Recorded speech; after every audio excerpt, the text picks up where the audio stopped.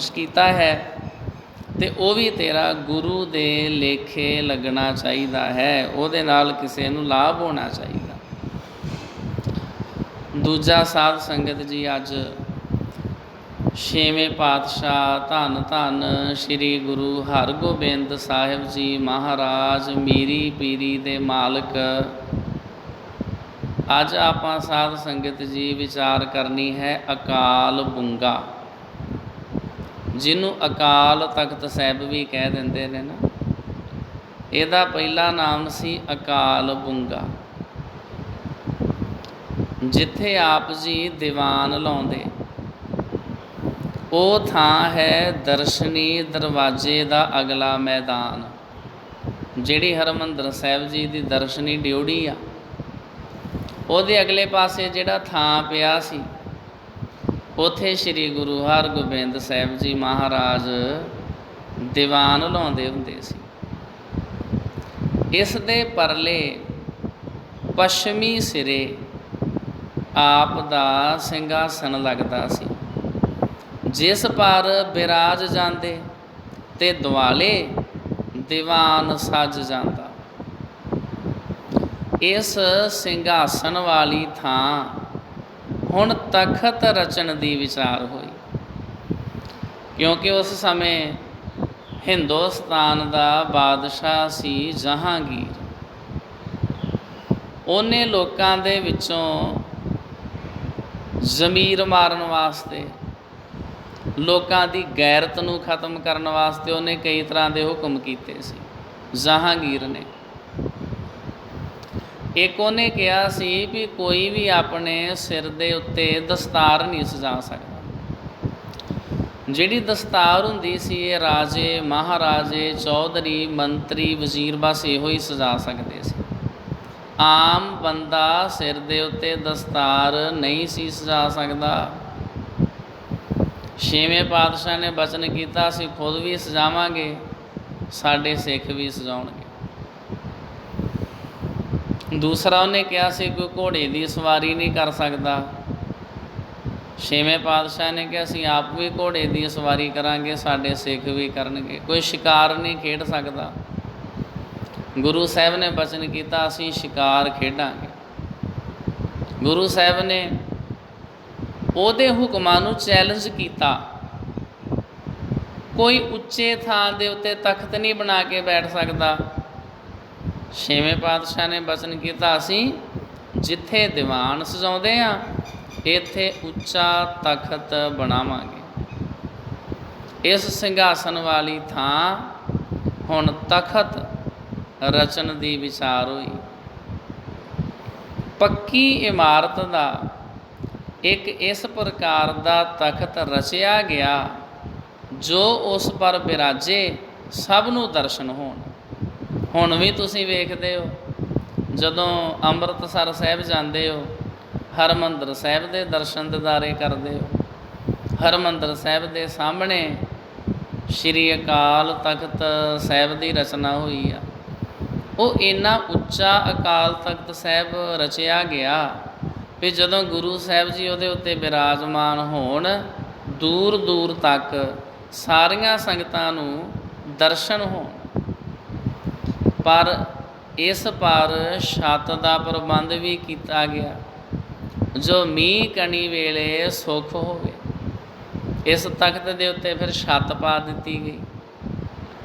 ਤਖਤ ਦੇ ਉਦਾਲੇ ਸਲਾਹ ਮਸ਼ਵਰੇ ਵੇਲੇ ਨਿਕਟਵਰਤੀ ਬੈਠ ਜਾਣ ਤੇ ਪੈਰਾ ਵੀ ਲੱਗ ਸਕੇ। ਇੰਨੀ ਕੁ ਥਾਂ ਵੀ ਰੱਖੀ ਗਈ ਵੀ ਗੁਰੂ ਸਾਹਿਬ ਜੀ ਨੇ ਤੇ ਬੈਠਣਾ ਹੀ ਹੈ ਅਕਾਲ ਤਖਤ ਸਾਹਿਬ ਵਿਖੇ। ਉਹਨਾਂ ਦੇ ਲਾਗੇ ਉਹਨਾਂ ਦੇ ਜਿਹੜੇ ਨਿਕਟਵਰਤੀ ਸਿਆਣੇ ਸਿੱਖ, ਉਹ ਵੀ ਲਾਗੇ ਬਹਿ ਸਕਣ। ਕੋਈ ਗੱਲਬਾਤ ਕਰਨੀ ਹੋਵੇ, ਕੋਈ ਵਿਚਾਰ ਕਰਨੀ ਹੋਵੇ।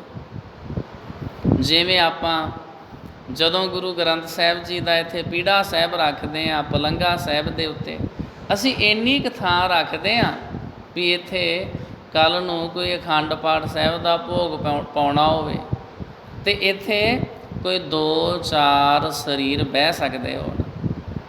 ਅਕਾਲ ਤਖਤ ਸਾਹਿਬ ਵਿਖੇ ਵੀ ਇੰਨੀ ਕੁ ਥਾਂ ਬਣਾਈ ਗਈ ਵੀ ਗੁਰੂ ਸਾਹਿਬ ਜੀ ਦੇ ਲਾਗੇ ਸਿੱਖ ਵੀ ਬੈਠ ਸਕਣ, ਤੇ ਆਮ ਦੀਵਾਨ ਵੇਲੇ ਮੈਦਾਨ ਵਿੱਚ ਬੈਠੀਆਂ ਸੰਗਤਾਂ, ਫੌਜਾਂ ਅਤੇ ਪ੍ਰੇਮੀਆਂ ਨੂੰ ਦਰਸ਼ਨ ਹੋਣ, ਕਿਸੇ ਨੂੰ ਦਰਸ਼ਨ ਕਰਨ ਵਿੱਚ ਮੁਸ਼ਕਲ ਨਾ ਹੋਵੇ, ਵਾਰਾਂ ਸੁਣੀਆਂ ਜਾਣ ਤੇ ਸਤਿਗੁਰੂ ਦੇ ਉਪਦੇਸ਼ ਸੁਣੇ ਜਾਣ।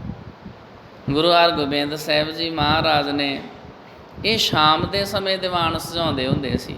ਗੁਰੂ ਹਰਗੋਬਿੰਦ ਸਾਹਿਬ ਜੀ ਮਹਾਰਾਜ ਅਕਾਲ ਤਖਤ ਸਾਹਿਬ ਵਿਖੇ ਉੱਥੇ ਫਿਰ ਵਾਰਾਂ ਗਾਈਆਂ ਜਾਂਦੀਆਂ ਸੀ, ਢਾਡੀ ਵਾਰਾਂ ਗਾਉਂਦੇ ਸੀ। ਉਹਨਾਂ ਵਾਰਾਂ ਨੂੰ ਸੁਣ ਕੇ ਸਿੱਖ ਯੋਧਿਆਂ ਦੇ ਵਿੱਚ ਜੋਸ਼ ਪੈਦਾ ਹੁੰਦਾ ਸੀ।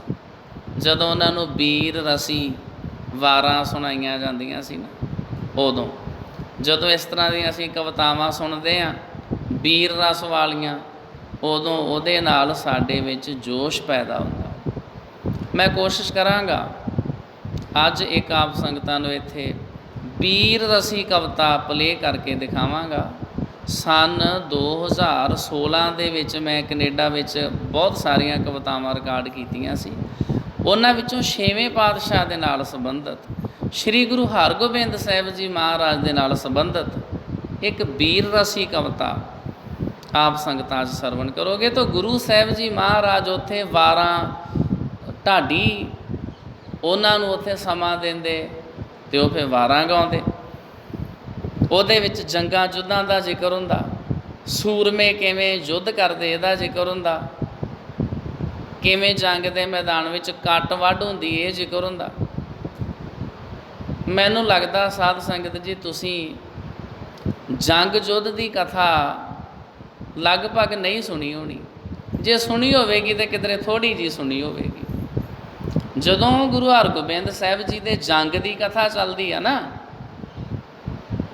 ਉਹ ਕਥਾ ਲਗਭਗ ਫਿਰ ਹਫਤਾ ਚੱਲੀ ਜਾਂਦੀ ਹੈ। ਰੋਜ਼ ਕਥਾ ਕਰੀਦੀ ਹੈ, ਭਾਵੇਂ ਕੋਈ ਕਰਤਾਰਪੁਰ ਦੇ ਜੰਗ ਦੀ ਕਥਾ ਹੋਵੇ, ਸੂਰਜ ਪ੍ਰਕਾਸ਼ ਵਿੱਚ ਬੜੀ ਡਿਟੇਲ ਦੇ ਵਿੱਚ ਉਸ ਸਾਰੀ ਕਥਾ ਦਾ ਜ਼ਿਕਰ ਆਉਂਦਾ ਵਾ। ਜਿਹੜੇ ਡਰਪੋਕ ਜਿਹੇ ਲੋਕ ਹੁੰਦੇ ਨਾ, ਉਹ ਡਰ ਵੀ ਜਾਂਦੇ ਆ ਜੰਗ ਦੀ ਕਥਾ ਸੁਣ ਕੇ। ਇਸ ਤਰ੍ਹਾਂ ਹੋਇਆ ਸੀ, ਮੈਨੂੰ ਚੇਤੇ ਆ ਗਿਆ, ਚੰਡੀਗੜ੍ਹ ਸੈਕਟਰ 44 ਦੇ ਵਿੱਚ ਮੈਂ ਗੁਰੂ ਹਰਗੋਬਿੰਦ ਸਾਹਿਬ ਜੀ ਦੇ ਜੰਗ ਦੀ ਕਥਾ ਕਰਾਂ। ਉਹ ਜੰਗ ਦੇ ਵਿੱਚ ਨਾਲ ਮੇਰਾ ਸਿੰਘ ਇੱਕ ਪਾਠ ਕਰਾ ਰਿਹਾ, ਕਥਾ ਦਾ ਉਹ ਪਾਠ ਕਰੀ ਜਾਵੇ, ਮੈਂ ਅਰਥ ਕਰੀ ਜਾਵਾਂ। ਉਹਦੇ ਵਿੱਚ ਜ਼ਿਕਰ ਆਇਆ ਸ਼੍ਰੀ ਗੁਰੂ ਹਰਗੋਬਿੰਦ ਸਾਹਿਬ ਜੀ ਮਹਾਰਾਜ ਨੇ ਫਿਰ ਬਹੁਤ ਤੇਜ਼ ਤਲਵਾਰ ਵਾਹੀ। ਪੈਂਦੇ ਖਾਨ ਦਾ ਵਿੱਚ ਜ਼ਿਕਰ ਆਇਆ, ਪੈਂਦੇ ਖਾਨ ਨੂੰ ਮਾਰਨ ਦੀ ਗੱਲ ਆਈ। ਫਿਰ ਸਿੱਖ ਯੋਧਿਆਂ ਦੇ ਤਲਵਾਰ ਚਲਾਉਣ ਦੀ ਗੱਲ ਆਈ। ਗੁਰੂ ਦੇ ਸਿੰਘਾਂ ਨੇ ਬਹੁਤ ਜੋਸ਼ ਦੇ ਨਾਲ ਫਿਰ ਤਲਵਾਰਾਂ ਚਲਾਈਆਂ। ਗੁਰੂ ਦੇ ਯੋਧੇ ਜ਼ੋਰ ਨਾਲ ਜਦੋਂ ਤਲਵਾਰ ਕਿਸੇ ਦੁਸ਼ਮਣ ਦੇ ਮੋਢੇ 'ਤੇ ਮਾਰਦੇ ਤੇ ਸਾਰਾ ਪੇਟ ਉਹਦਾ ਚੀਰ ਕੇ ਵੱਖੀ ਲਾਗੋਂ ਦੀ ਜਾ ਕੇ ਕੱਢਦੇ, 2 ਟੋਟੇ ਕਰਕੇ ਉਹਨੂੰ ਧਰਤੀ 'ਤੇ ਸੁੱਟ ਦਿੰਦੇ। ਜੰਗ ਦੇ ਮੈਦਾਨ ਵਿੱਚ ਮਿੱਟੀ ਦੇ ਵਿੱਚ ਇੰਨਾ ਜ਼ਿਆਦਾ ਖੂਨ ਨਿਕਲ ਕੇ ਗਿਰਿਆ ਜਿੱਦਾਂ ਮੀਂਹ ਪੈਂਦਾ ਹੋਵੇ। ਜਿਵੇਂ ਮੀਂਹ ਦੀਆਂ ਕਣੀਆਂ ਨਾ ਡਿੱਗਦੀਆਂ ਹੋਣ, ਜਿਵੇਂ ਖੂਨ ਦਾ ਮੀਂਹ ਪੈਂਦਾ ਹੋਵੇ। ਇੰਨਾ ਜ਼ਿਆਦਾ ਜੰਗ ਦੇ ਮੈਦਾਨ ਵਿੱਚ ਖੂਨ ਡਿੱਗਾ। ਇਹ ਖੂਨ ਮਿੱਟੀ ਦੇ ਵਿੱਚ ਰਲ ਗਿਆ, ਜਿਵੇਂ ਕਿਸੇ ਨੇ ਪਾਣੀ ਦੀ ਥਾਂ 'ਤੇ ਖੂਨ ਪਾ ਕੇ ਕਹਾਣੀ ਕਰ ਦਿੱਤੀ ਹੋਵੇ।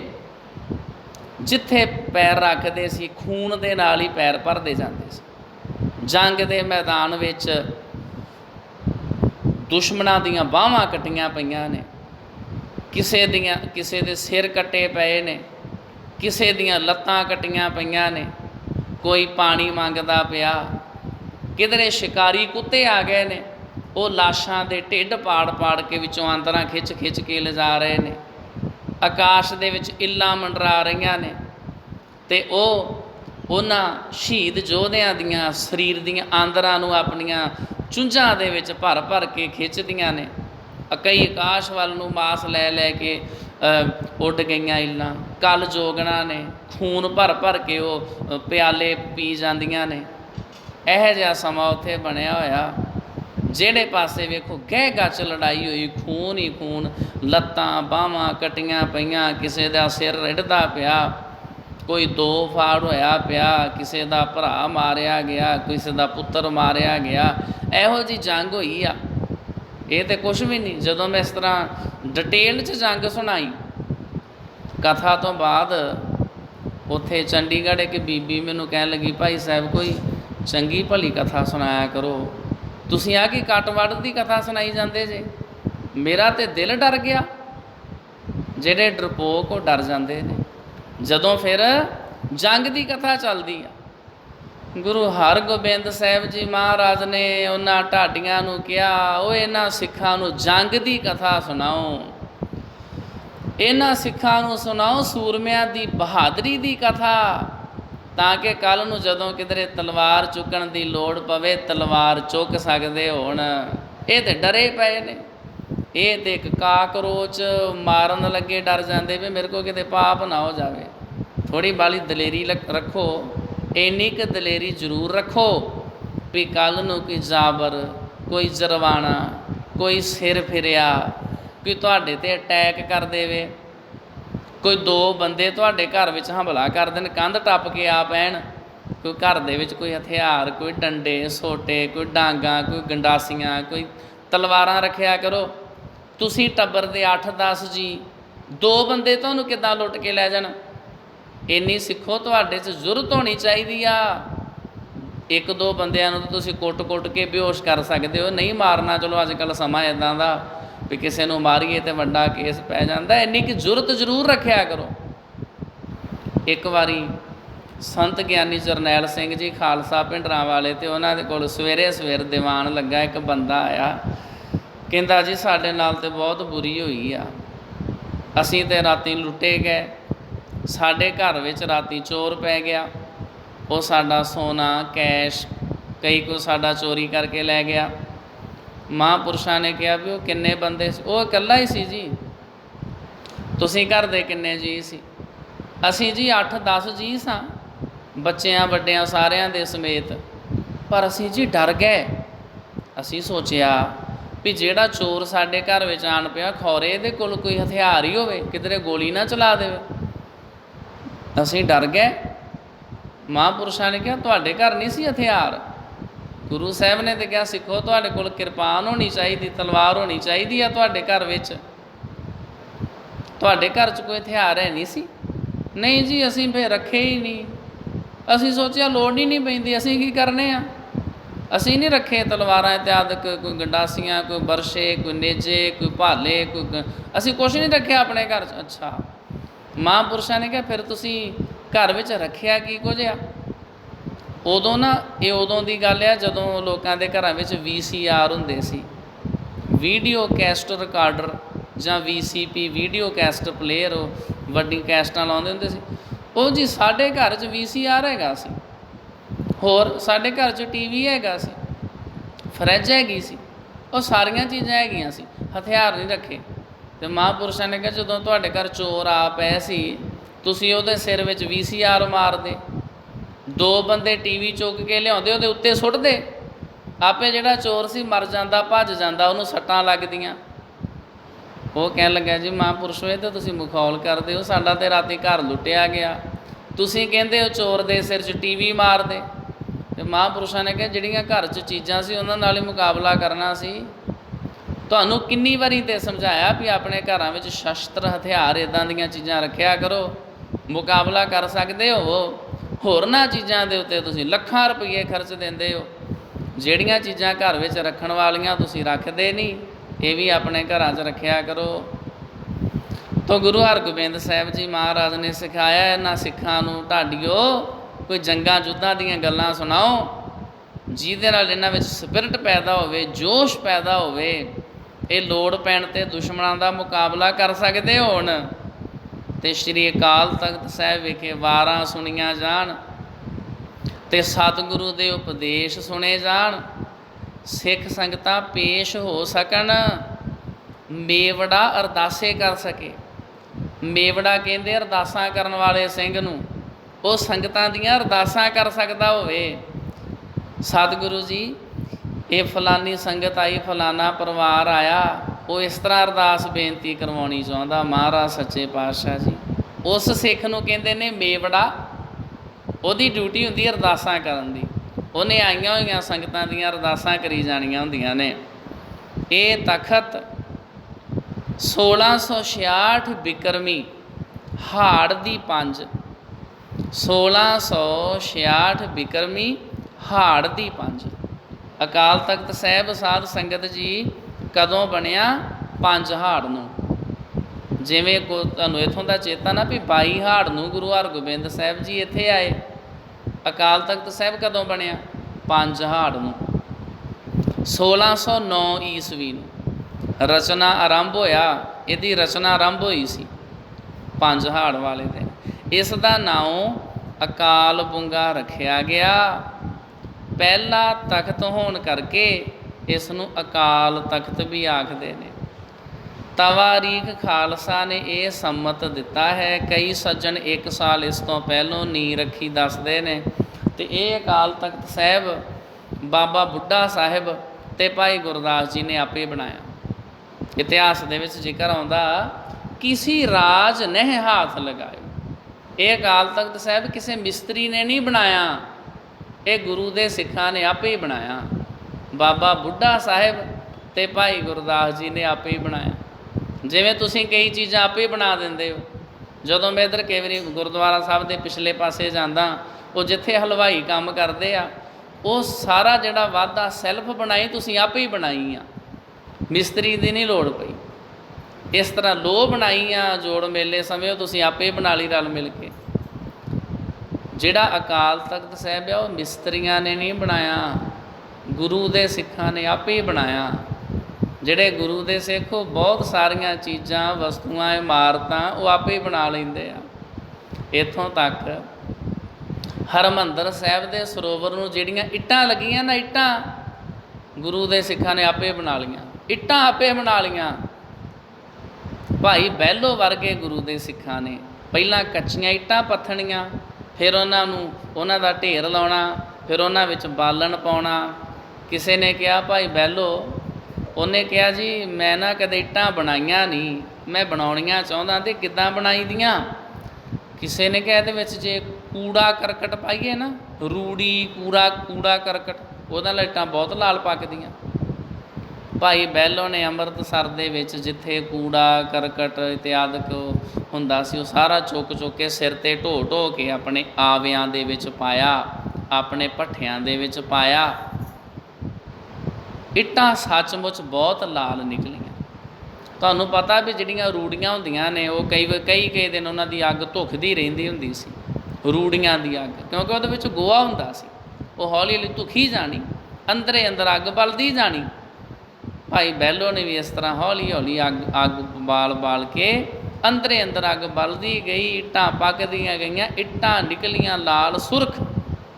ਗੁਰੂ ਅਰਜਨ ਸਾਹਿਬ ਜੀ ਮਹਾਰਾਜ ਨੂੰ ਜਦੋਂ ਪਤਾ ਲੱਗਾ ਨਾ, ਅਤੇ ਗੁਰੂ ਅਰਜਨ ਸਾਹਿਬ ਜੀ ਮਹਾਰਾਜ ਨੇ ਉਸ ਸਿੱਖ ਨੂੰ ਆਪਣੀ ਛਾਤੀ ਦੇ ਨਾਲ ਲਾਇਆ ਅਤੇ ਬਚਨ ਕੀਤਾ, ਭਾਈ ਬਹਿਲੋ ਤੇਰੀ ਧਾਨਿਆ ਸੇਵਾ।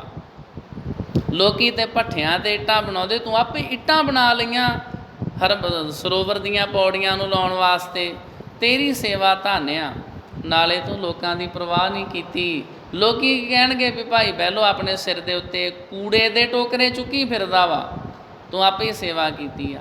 ਗੁਰੂ ਸਾਹਿਬ ਨੇ ਭਾਈ ਬਹਿਲੋ ਨੂੰ ਆਪਣੀ ਛਾਤੀ ਨਾਲ ਲਾਇਆ, ਬਚਨ ਕੀਤਾ, ਭਾਈ ਬਹਿਲੋ ਸਭ ਤੋਂ ਪਹਿਲੋਂ ਤੇਰਾ ਗੁਰੂ ਘਰ ਵਿੱਚ ਥਾਂ ਸਭ ਤੋਂ ਪਹਿਲੋਂ, ਤੂੰ ਗੁਰੂ ਸਾਹਿਬ ਜੀ ਦਾ ਸਤਿਕਾਰਯੋਗ ਆ। ਗੁਰੂ ਸਾਹਿਬ ਜੀ ਨੇ ਤੈਨੂੰ ਆਪਣੇ ਹਿਰਦੇ ਦੇ ਵਿੱਚ ਵਸਾ ਲਿਆ।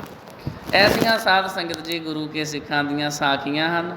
ਤਾਂ ਅੱਜ ਅਸੀਂ ਅਕਾਲ ਤਖਤ ਸਾਹਿਬ, ਅਕਾਲ ਬੁੰਗੇ ਦੇ ਬਾਰੇ ਬਹੁਤ ਸੰਖੇਪ ਵਿਚਾਰ ਕੀਤੀ ਆ। ਅੱਜ ਦੇ ਵਕਤ ਇਤਨੀਆਂ ਬੇਨਤੀਆਂ ਪ੍ਰਵਾਨ ਕਰਨੀਆਂ ਜੀ ਹੋਈਆਂ, ਭੁੱਲਾਂ ਗਲਤੀਆਂ ਦੀ